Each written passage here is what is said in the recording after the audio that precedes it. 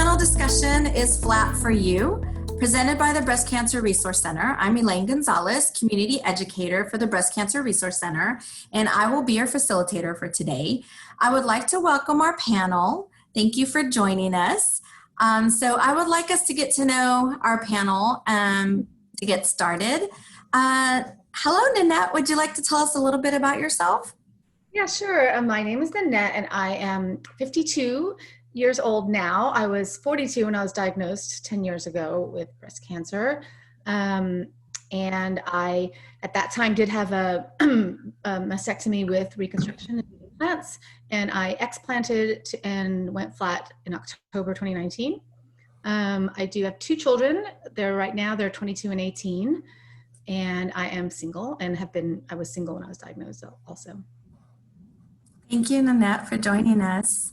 Olivia?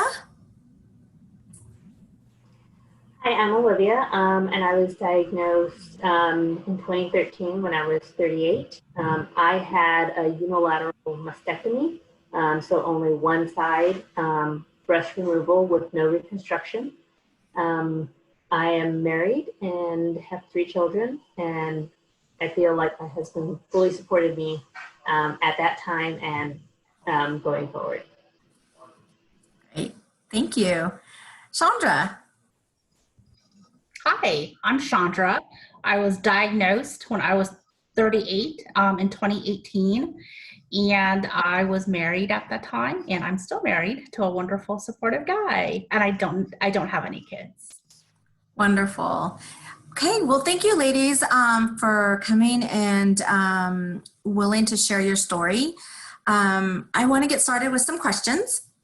So, did you have a medical reason to go flat? Are we going around the circle? Like anyone who would like to talk first.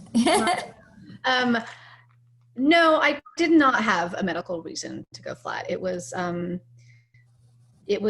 choice because I was coming up on 10 years of having my implants, and the thought of replacing them, having a surgery to replace them, didn't make sense to me because I also just, in general medical terms, was not comfortable with the idea of anymore of having implants and foreign objects in there and having the kind of surgery it would take. And they were never comfortable. So it was really more of a real personal choice and preemptive choice. Anyone else? I didn't have a medical reason either. Mine was more of a preference, a fear of it returning, and a supportive husband who said, might as well do it now and not worry about it later on. Yeah, my decision to go flat was not medical in nature either. Although when I originally was considering deep flap, I was medically denied for that due to my BMI. So at that point, I just said I'm comfortable being flat, and I'm really happy with that decision. Wonderful. Do you feel supported with your decision, not from family, yes, but more of when you spoke with your surgeons? Did you feel like you got support from them? I'll go ahead and start because, I went afterwards. So I never even, 10 years ago, I didn't even really hear of flat as an option.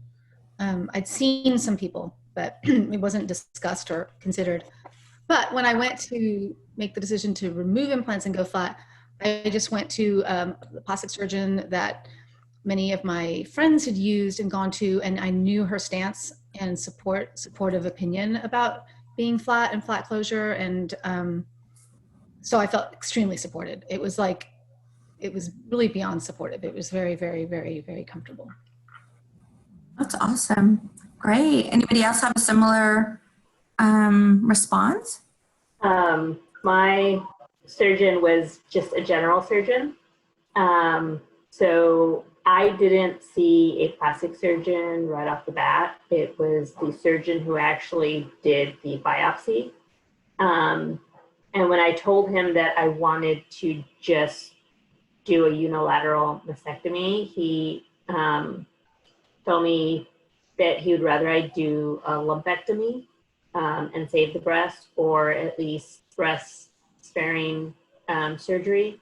And so we had this back and forth of, no, I just want it gone. And so he fought me a little bit on it, but then, went ahead and did what I asked him to do. When I go places like services for like the mastectomy bras, they always ask me, who did your surgery? I'm like, it's just a general surgeon. But he did a great job, they say, to the point where I could have reconstruction in the future if I wanted to. I don't plan to, but at the very beginning, he really did not want to do it because I was young, he said. That's a common response. Mm-hmm. Yeah, I was just going to chime in on that. Because I was 38, my breast surgeon, she's wonderful, but she really wanted me to get reconstruction. Although she did pressure me, but she's like, I really want you to meet with a plastic surgeon so that you have your options. And I knew that I did not want implants. And so when I met with a plastic surgeon, a great consultation for all of my options. And unfortunately at the time, I did not have the plastic surgeon come in with a breast surgeon all in one surgery. I had trusted the breast surgeon to give me a flat closure that I was going to be happy with. Unfortunately, that did not happen.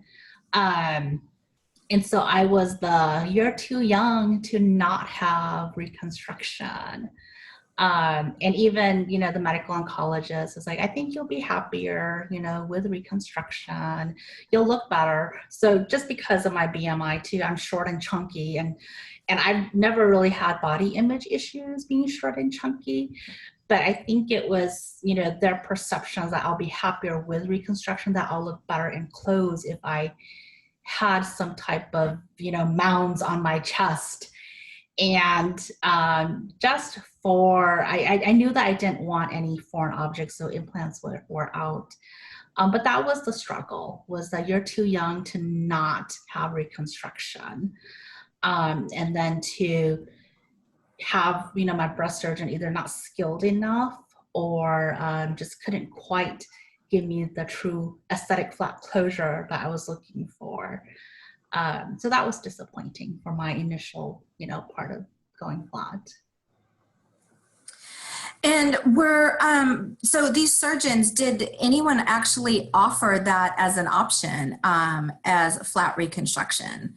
Was it mentioned? Was it discussed? Was it any of their flyers, any of the information they gave you? No, it's definitely not 10 years ago. And I suspect from people I've spoken to more recently, maybe Olivia and Chandra, you can speak to that it's not an option. It's not like in the brochure, if there was one. I think that most people still, in most states, from what I've seen in groups, still have to kind of fight for it and bring it up themselves and say that's what they want. Yeah, I had asked for that type of closure because I know my mother had breast cancer before me. So I was able to see her reconstruction. And she had told me, I wish they had because she did just the one side as well. And she kept saying, this is how it looks. And I had hoped that they would have done it like more flat. And so I conveyed the same message to my surgeon.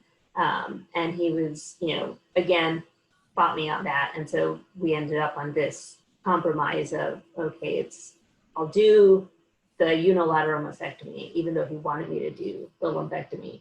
But I'm going to leave it to where if you do want reconstruction, you can have reconstruction.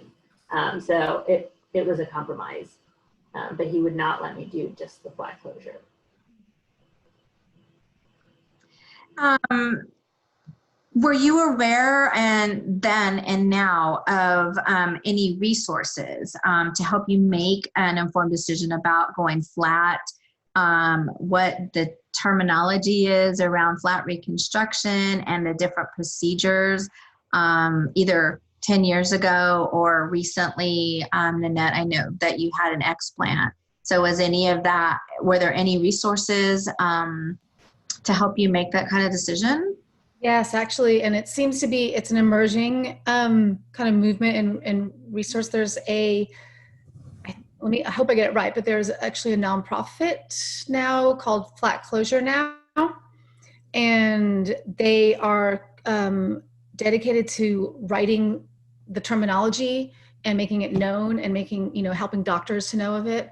And so there's a lot of support groups on various places to, like to find other people that chose to go flat, either from the beginning or from explant like me, to make sure that you have the terminology to ask your doctor and tell them that's what you want, and to go to a different doctor if they refuse and keep saying, and then to get revision and get what you want. It's definitely an emerging movement, and it's getting bigger and stronger. And I think that's really good, because the type of surgery is different than just like if you want flat closure. That's actually a new term that I believe that this nonprofit is really kind of bringing to the forefront. So yeah, there are a lot of resources, but you have to search for them. They're not still not that common or known.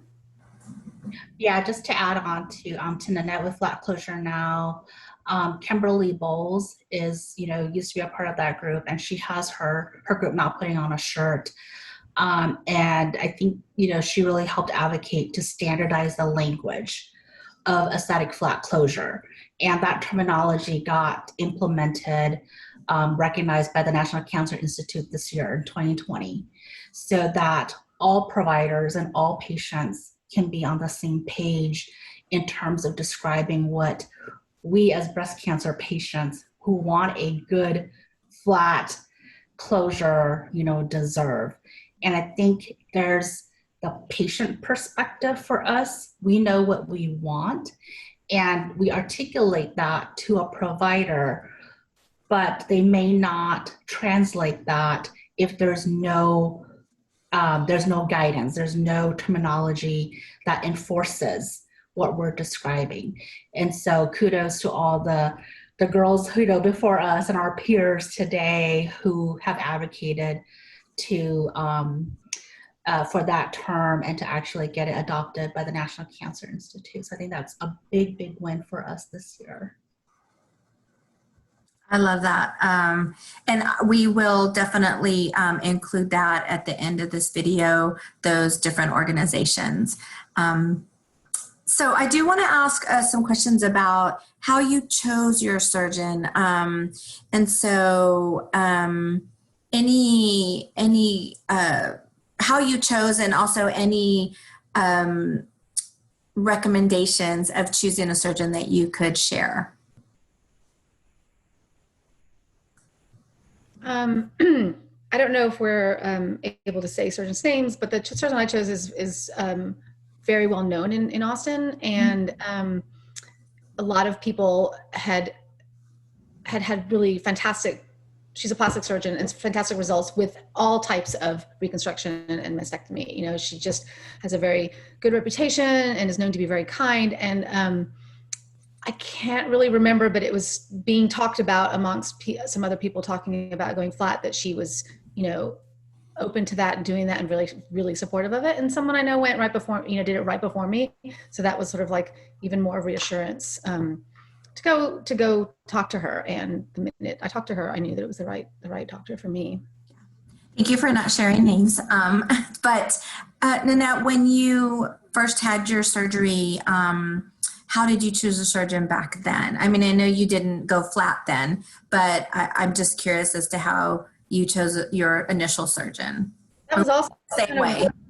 Yeah, well, I had a breast surgeon, and that I think was recommended by, it's kind of a blur, but that was, I think, recommended by the radiologist where I had the mammogram and the biopsy. And then my plastic surgeon I chose because, again, a friend of mine had had plastic surgery. I mean, it had a mastectomy with implants a few months before me. And I actually had known that plastic surgeon because he pierced my daughter's ears when she was born. Because he was the husband of my pediatrician. It was just, so when I heard his name, I was like, I know him and he's kind, you know? And so it was really just, you know, a matter of that. And it was, you know, he was kind and it was very comfortable. So for you, it was word of mouth. You knew and you heard, and so you felt comfortable with. Yeah. And I kind of, I mean, that's a lot of times how I make decisions as far as, you know, like there's definitely other people that interview and get second opinions and do all this. And I'm very much like a feel, go with my gut. And I just wanted to be comfortable and come to a conclusion pretty fast. So. Lady, anyone else? Do you have anything, a different way of handling it? I didn't know what to do really. I am like, my primary care doctor is within a network of doctors that have specialty doctors. And so even when I went for my mammogram and ultrasound, where I was originally diagnosed, they couldn't move forward with a biopsy without the approval of this organization. So I'm trying not to like name names.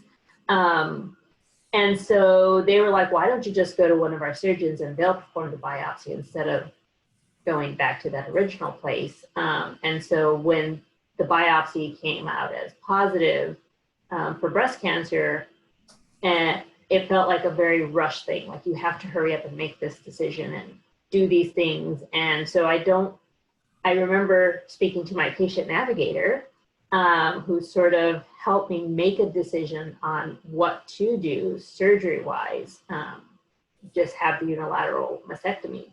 But I didn't really know to like look for a surgeon or a plastic surgeon, or because I wasn't interested in reconstruction. So I didn't know to do any of those things. So I just went with the surgeon who did biopsy. I think, Olivia, what you said at the end there about not knowing you need a plastic surgeon because you weren't interested in recon, I think that fits to my story too. So originally with my diagnosis, I had a lumpectomy. You know, going the conservative route, I had a lumpectomy, but it came back with positive margins. And so my breast surgeon then recommended a single mastectomy of the breast that had cancer. And at that point I said, you know, I just take them both.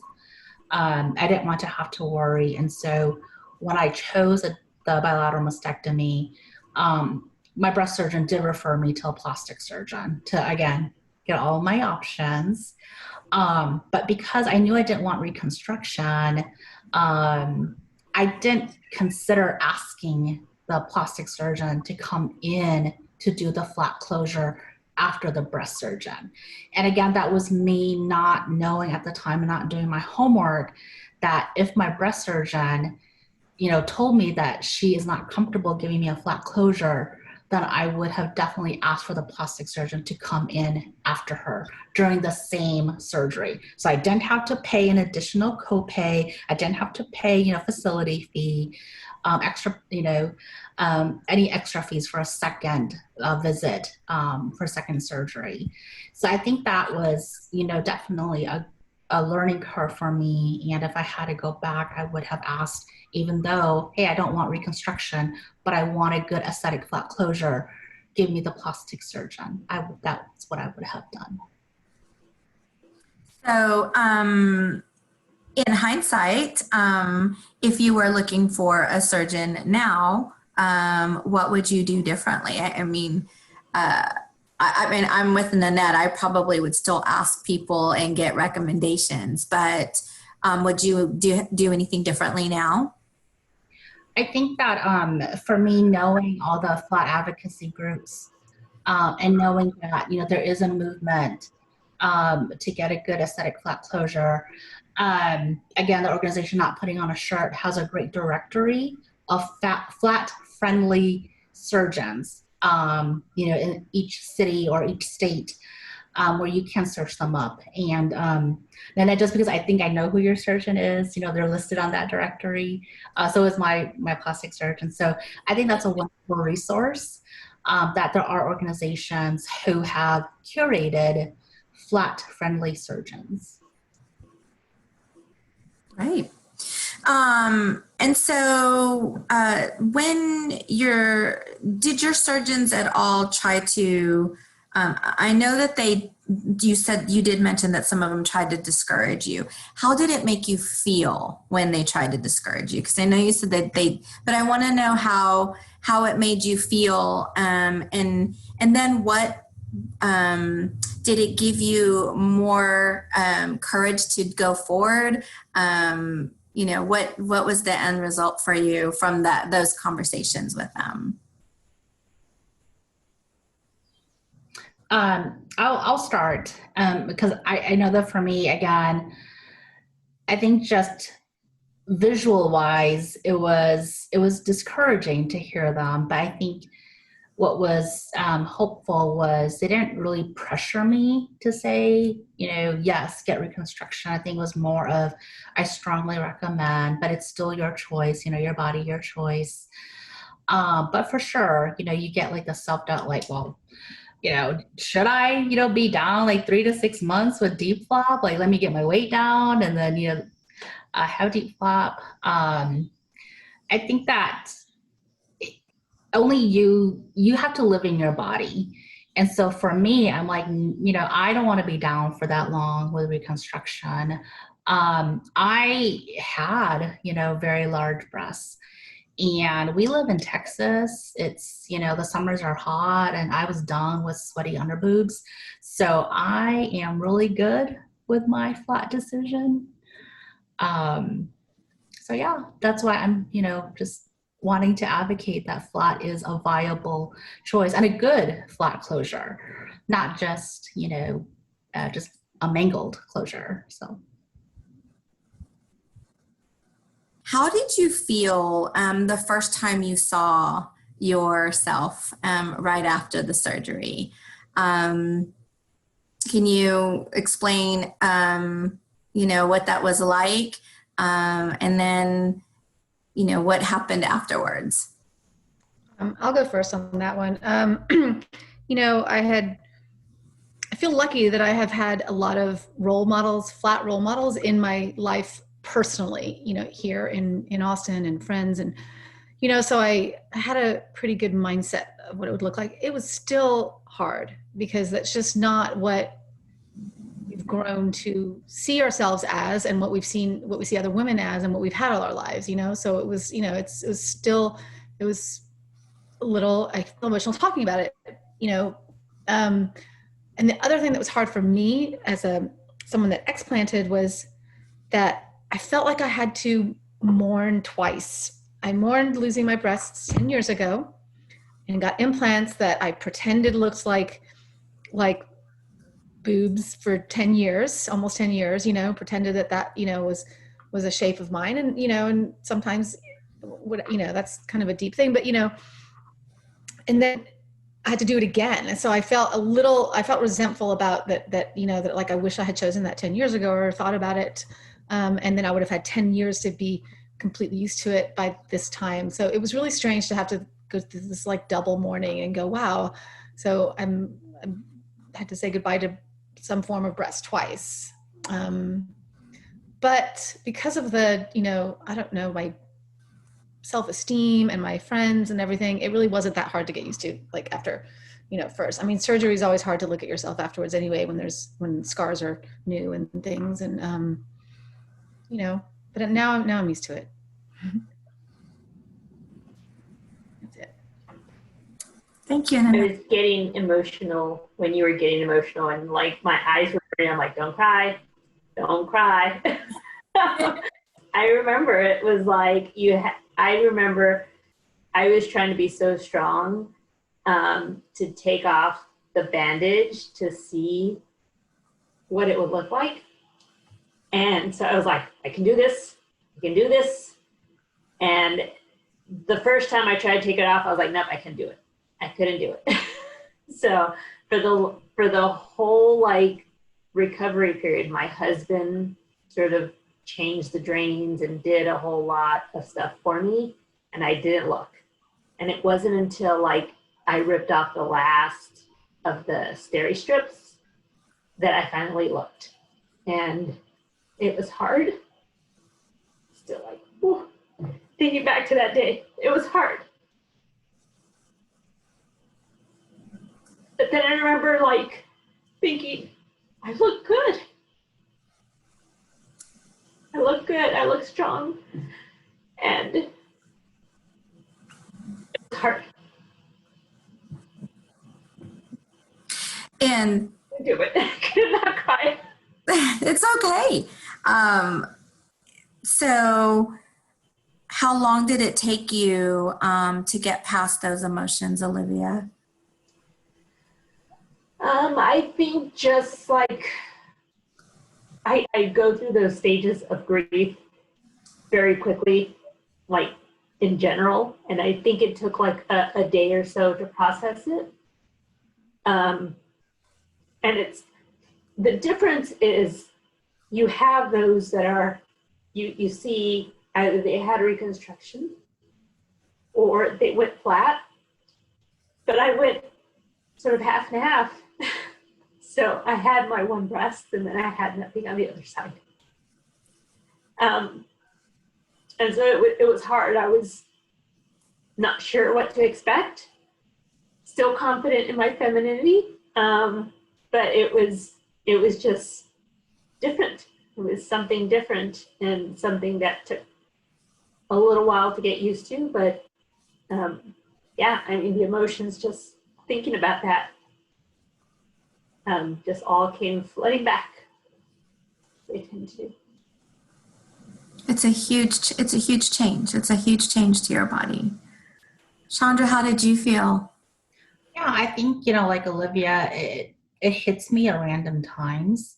Like sometimes I'm like, oh, I am flat. I don't have anything there. And I'll catch myself randomly touching my chest every so often. And I think for me, after my, failed lumpectomy and then I decided to go with bilateral, that was a clinical decision that I made. And that's because I was in survivor mode. And, I just need the cancer to get out of my body. And so I'm really good at shutting down emotion to deal with, issues. And then I had in the groups and, the various breast cancer groups, I think somebody, and I can't remember who now, has suggested that when you first look at yourself, make sure that you look down on your chest. Don't look at yourself in the mirror. And I am so grateful for that piece of advice because that was what I did. I remember coming out and being in the hospital bed and I just peeked.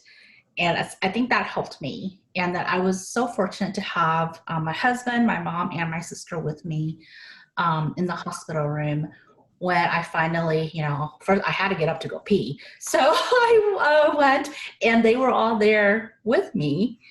And they're like, do you want to look?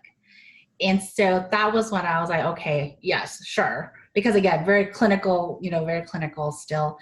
And, I was able to look at myself in the mirror and I'm like, oh, okay, it's not so bad. But again, because I was in that survivor mode, it's like, I just need to do whatever it is to get through. And so of course, when you are very good at hiding stuff like that, it does come and bite you, at most random of times. And so, every so often, again, it's, oh, I don't have anything there. And then for sure, I came to a realization that, okay, my breast surgeon could have done better. So I'm going to, get a revision. And that's what I did. And much happier with how I look. So. Can I say one more thing? Oh, are you done? Yes.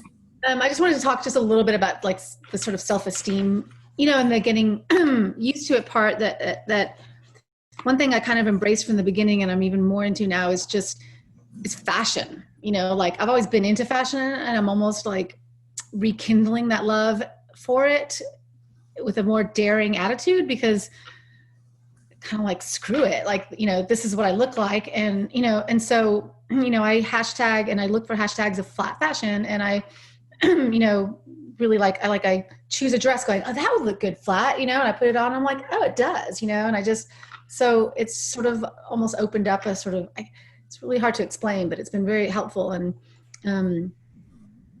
to just explore that as a kind of new form of creativity and expression. And I've gotten used to my body being uneven, and so I just go around saying, if people are looking there, then I've got a lawsuit on my hands, so I'm cool with that. Lawsuit on their hands, and I just don't care. I don't wear anything on that side. I don't hide it. I don't say it, but I don't hide it, and I don't wear anything there. So I've gotten used to it, and I think everyone around me has gotten used to it too. I love the hashtag flat fashion. That is really great. So I want to go back to something that did any of you feel like you needed to seek out counseling to help you either actually make the decision or after to deal with the emotions and the grieving that came along with losing your breasts? I didn't the second time, but there was times when I really thought I should, because it was just this sort of re-grieving was so like, I don't know, it was sort of such a revelation, and it made me feel like, I get emotional talking about it again, that I maybe hadn't processed the first one as much, because I had used having implants as maybe not really addressing losing my breasts and the act of what it was. And so this sort of like opened it up again. I didn't go to counseling, but I asked, actually, I got a referral from BCRC to someone, and I would still go. I just, I don't know, I'm busy. But, I think it would be good, and it still would be good. And I think, I'm so glad that that option is there in relation to cancer survivors, particularly. I did therapy many times, and I'm a firm believer in therapy. I'm so grateful to have the resources that I did to help me, process. And for sure, I think that sometimes therapy only works if you are honest with yourself and if you're honest with your therapist. And I know that for me, when I first started, it was just such a shock, and with the diagnosis. And then to have everybody around me, including providers, saying, yes, everything looks great. And to then say, oh, okay, nope, you're going to need another surgery. That was such a letdown for me in terms of my progress, in terms of treatment. So therapy helped. And then we are such a special community, and especially, for all of us who are involved with the BCRC, we make such good friendships, with each other. And it really hurts to lose, our fellow girls. And so therapy has helped for that. And I know that for me, when I turned 40 last December, that was such a huge number in my life. And to know that, I'm going to have revision surgery. I'm turning 40. I'm losing people around me. People around me being diagnosed metastatic. That was a lot of tough stuff to deal with. And so I'm very grateful to have the therapy services and the resources that I do. So yes, firm believer in therapy. And groups. So how have the groups helped?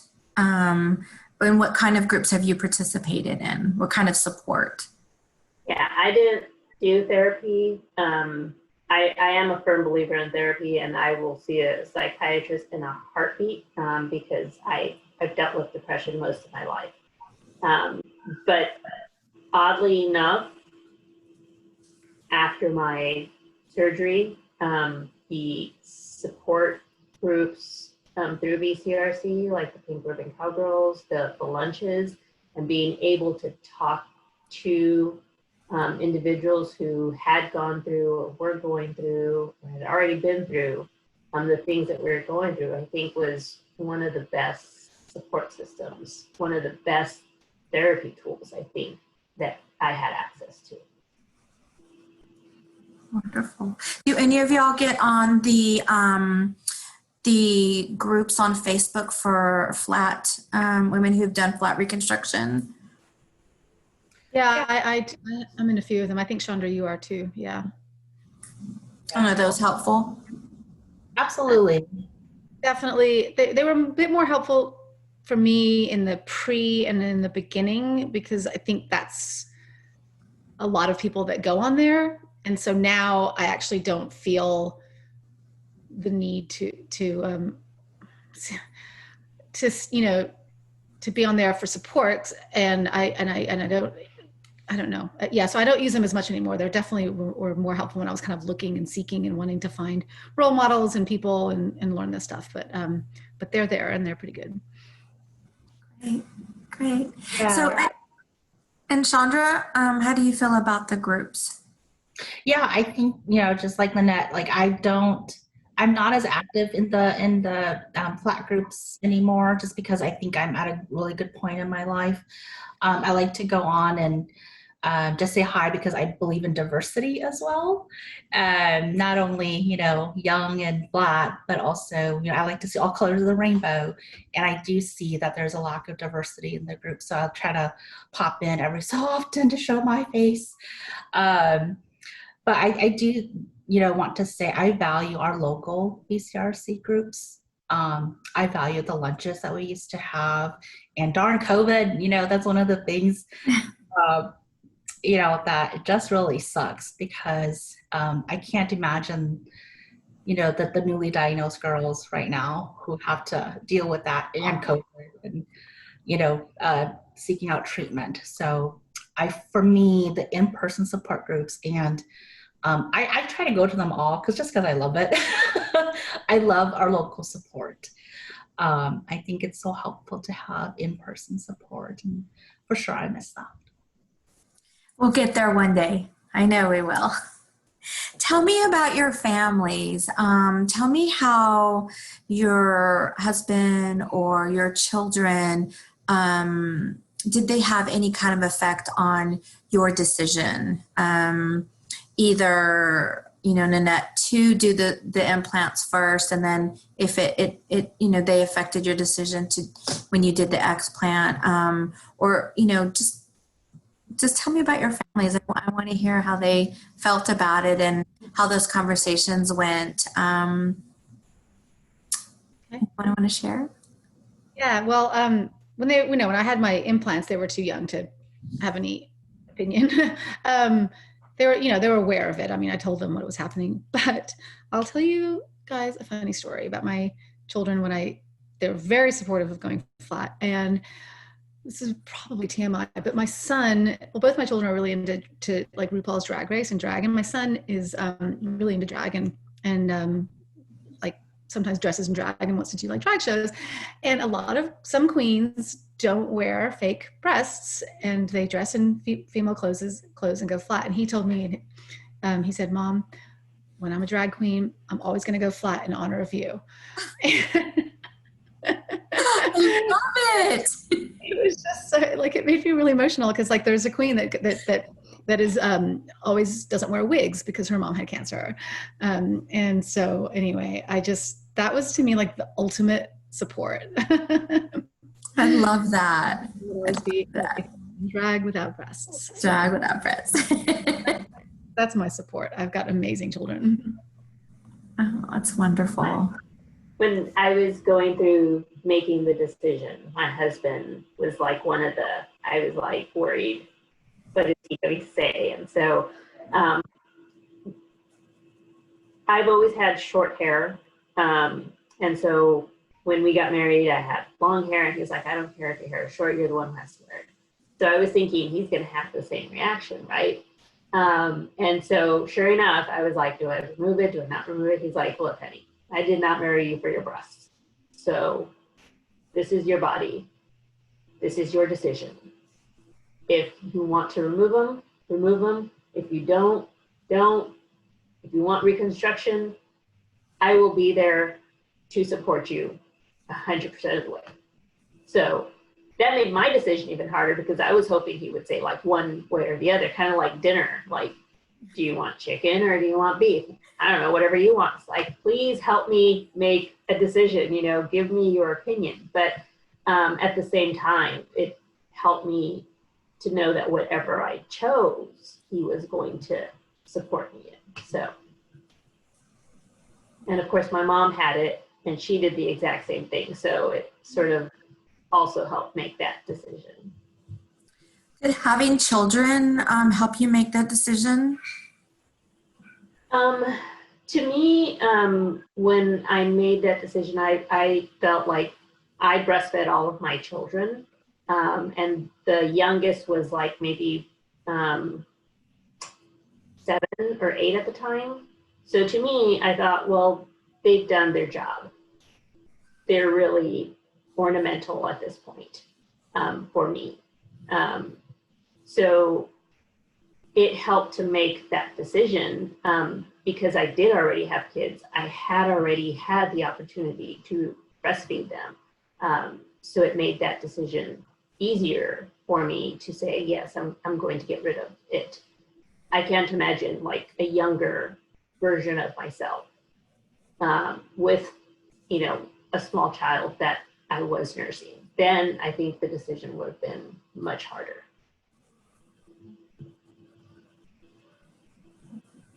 Yeah, I think for me, in terms of relationship and being supported, I was very fortunate. Very early on, when at initial diagnosis, my husband and I discussed stuff, and just hey, I told him worst case scenario is I lose my breasts, and he said no, worst case scenario is death. And I'm like, oh, okay, yes, that's very true. So I'm thankful that he was supportive, and I know that one of the concerns, especially among the younger survivors, is your partner, your spouse, your significant other can tell you all these wonderful supportive things right at the beginning of your treatment, but until you actually go through the treatment and you have to be there day in and day out, some relationships won't work. And that's, the partner may leave. And honestly, for me, it's, I had always had that thought in the back of my mind. I'm like, I'm grateful I didn't have to go through rigorous treatment. But it's always there. And especially for us, for me choosing flat closure, I don't have kids, and I opted, not to have any kids. I made that a conscious decision a long time ago. So I knew that I, would not need my breasts, like Olivia was saying, to breastfeed. But I miss my breasts so much for sexual pleasure, for, just because we're, breast cancer patients doesn't mean that we lose our femininity, doesn't mean that we lose our sexual desire. And for me, that's what played a big part in my grieving process. Was I lost my breasts. Physical intimacy is going to be different, and how do I navigate that? And something that my husband says is when he told me, I don't know what to do with my hands anymore. It's like, okay. So I'm glad that he was forthright to tell me that, and that allowed us to explore other avenues. But those are some of the difficult stuff that a lot of people don't talk about, and I think those things are so important to touch on. I think that for me, I couldn't have nipple sparing, and even though I knew that, like, okay, if reconstruction was on the table and I chose reconstruction, I wouldn't have my nipples for feelings. And so it was a lot of factors that played into that. And, once I think about it and I absorb it, and it's like, okay, that's where all my emotions go, is, okay, I'm grieving for my breast for the loss of, physical pleasure, for having to learn, new ways of physical intimacy. But overall, I'm very thankful to have a supportive partner with me. I just have a couple more questions. Well, one actually, have you chosen to use prosthesis? I know Olivia said she has not, but you ladies, have you chosen to use prosthesis or any other products, any special bras, anything like that help you feel comfortable or more feminine, either side? I bought a bunch in the beginning. I got all the recommendations. That's another good thing that the flat groups are for, because there's a lot of recommendations for bras and prosthetics and different things. And so I bought a few thinking, well, I want them for maybe certain clothes or for whatever. I have not worn them once, not once. And I don't think I ever will. I think that if there was a dress that needed to have something to fill it up, I just wouldn't have that dress anymore. Like I don't need that. So, I know, but there are really great options. I think it's good that they exist, because there definitely are people that do not have that opinion like me. So there's good choices, but yeah, no, I should probably like give them something. I have a whole drawer full of mastectomy bras. You can always pass them on. I will. Yeah, I bought a bunch of like the special bras that had the pockets to put the prosthesis in, and I wore them very early on. But after a while, I was like, that's a lot of work, and it's like Chandra said, it's hot in Texas, so that was lasted maybe 6 months, a year, and then I buy these. They're like camisole half tanks at Walmart for like $5. And they have a little pocket for a little, just something sheer to cover the nipple. And it's really sort of flat on the other side. Whereas like other bras will have like this puckering, and then you have like this extra fabric there, and it's not becoming at all. But yeah, I just use those little camis, and part of me sort of regrets the not doing the full, the double mastectomy, so that I could like do away with that altogether. But the other half of me is like, I'm a unicorn in that I'm a one and done. I had one surgery. I didn't have to do any other revisions there. So, I count myself fortunate in that situation. Awesome. Yeah. For me, I did, after my original BMX, I did order knitted mockers. And I remember my very first time trying to wear them. My husband and I were going to a fundraiser, and I don't know what I was thinking, but we got in the truck, and every time I moved, they just kept getting higher until they were like at my throat. And I just took them out and put them in his truck. And so at that time, I was wearing a dress that thankfully, was puffy enough where it wasn't like, oh, you've got like nothing there. But ever since then, I'm like, no, I like Nanette. Like I have like my wonderful dresses, but they definitely need something. And I'm like, I just can't. And the good thing, again, I guess one of the positives about COVID is we're just home. So we don't have to wear all of our fancy clothes unless we want to. But yeah, I'm just like, ever since then, I'm like, no, no prosthesis. Me, and we'll find flat fashion where they don't need them. Yeah. Don't need any. I still remember asking my husband if my fake prosthesis was like weird position compared to like, and so, yeah, that's the other reason where I was like, nope, I'm done. Yeah, it's all about comfort and what you feel, how you feel good, right? What makes you feel good. And everybody is different. You have to do what's best for you.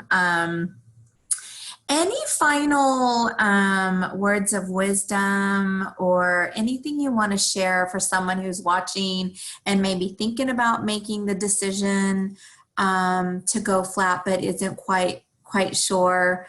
Anything that you want to say to them to, maybe that can help them make a decision or the decision a little bit easier? I mean, I think that, call me, talk to me, find, talk to people, look for role models, like that's honestly what helped me. And,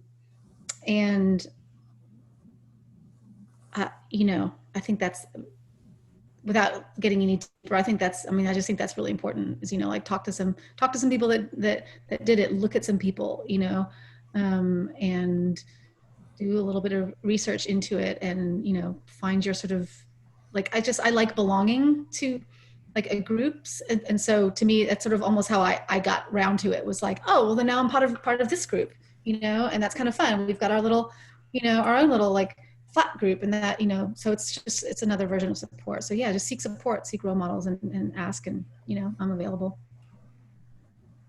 Yeah, I second that. I would say don't let your medical professionals rush you into a decision.